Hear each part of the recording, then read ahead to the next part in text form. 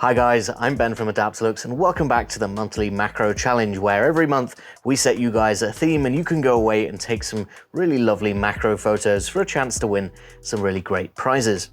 We'll get on to how you can enter this month's competition in the second half of the video. I'll put a timestamp down below, but for now we need to jump over to the computer and take a look at some notable entries and of course a runner-up and a winner from last month's competition.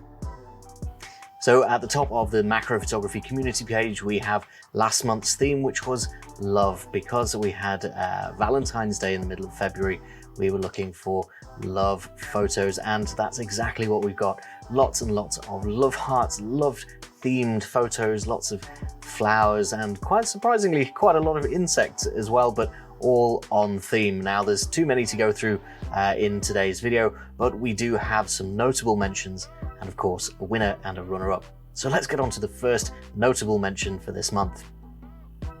Bev has submitted this lovely photo of two Lego minifigures stood on top of a glass, just touching the tips of their heads and clearly holding hands, which really encapsulates that feeling of love. Such a simple thing of just touching the tips of their heads together really conveys that feeling, even though that they're silhouetted and we can't see their expressions.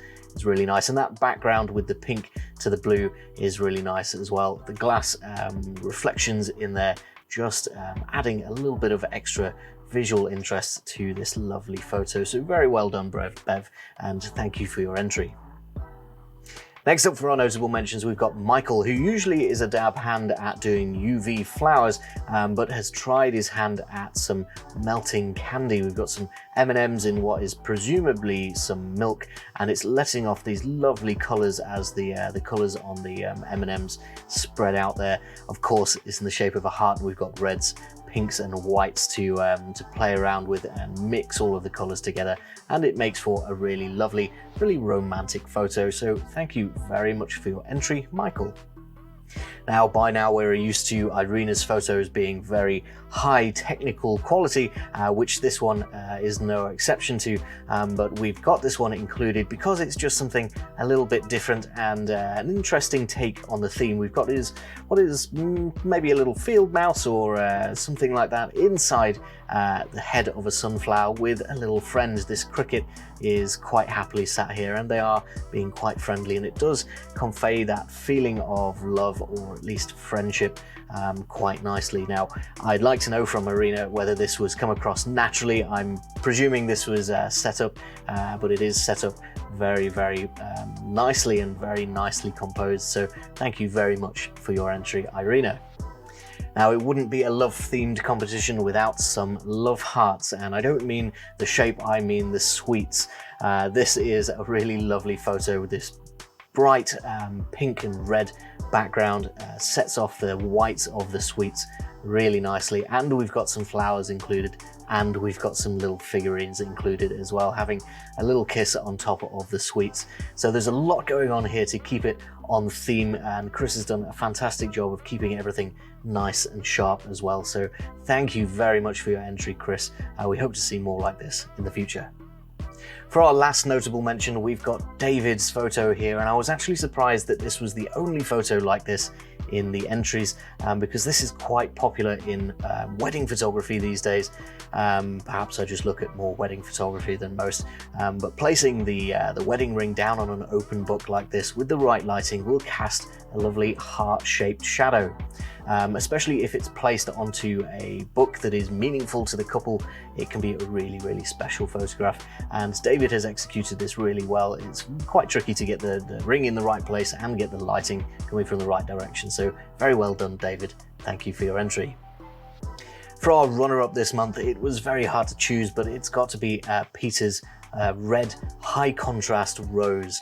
There's nothing that represents love better than a red rose, and this one is really, really nicely shot. There's lovely sharp water droplets all over the rose.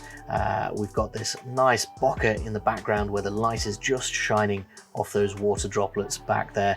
And of course, we've got this nice high contrast, high saturation, which is giving it quite a moody, quite sophisticated, romantic look. And the composition is fantastic as well, with this the center of the rose being off down in the right hand corner of the photograph. It does draw the eye down into the rose. So overall, it is just really a fantastically romantic photograph. Very well done, Peter. You're our runner-up for this month. February's winner for the theme of love has to be Angie's cyclamen buds just here, placed in just the perfect arrangement of making this love heart. It really is a fantastic photograph, lovely sharp image of the buds themselves. And then Angie says that she's placed an out of focus photo in the background here for this lovely pink blurry backdrop, and more buds up in the front to create this lovely soft focus haze down the bottom of the image, which nicely draws us into the photograph. Overall, it's a really fantastic photo. The pinks and the shape of the buds really come together to just give that feeling of lovely soft love. So thank you very much for your entry, Angie. You're our winner for this month. So thank you once again to everybody that took the time to enter a photo into last month's competition, and very well done to our winners. We'll be getting your prizes out to you as soon as we can. For now though, it is a brand new month, so we need to talk about this month's competition. The theme for this month is going to be one that's quite close to my heart: video games. As many of you guys probably already know, I'm a huge nerd, so I really want to see what you guys can interpret with this theme. Go out and get some old consoles out, maybe take some close-ups of controllers or discs, or find something a little bit more abstract to represent the games that you enjoy the most. If you've already got some ideas in mind and you want to enter a photo, all you need to do is head over to the Adaptalux Macro Photography Community Group on Facebook. You can search that on Facebook, or there's a link to it down in the description to this video. At the top of the group is a pinned post from myself, and all of your entries need to go as comments on that post. You can enter as many times as you like, and there can be plenty of chit chat as replies to each entry. Now, of course, there's new prizes for a new month, so the winner for this month is going to be getting one of our macro subject holders. It's a really great way to hold your subjects in place while you're taking some close-up shots. The runner-up is going to be getting one of our 100mm clip-on phone macro lenses. As the name suggests, this competition is going to run for an entire month, so you've got until the end of March to go and enter some photos on that pinned post, at which point we'll be closing entries for a couple of days, and then there'll be a brand new video just like this one, announcing the winners and the next month's theme. So maybe you've got a retro gaming cabinet lying around that might warrant some close-up photos, or perhaps something a little bit more modern. Either way, I'm really interested to see how you guys can interpret this theme, and of course, looking forward to seeing the end results as well.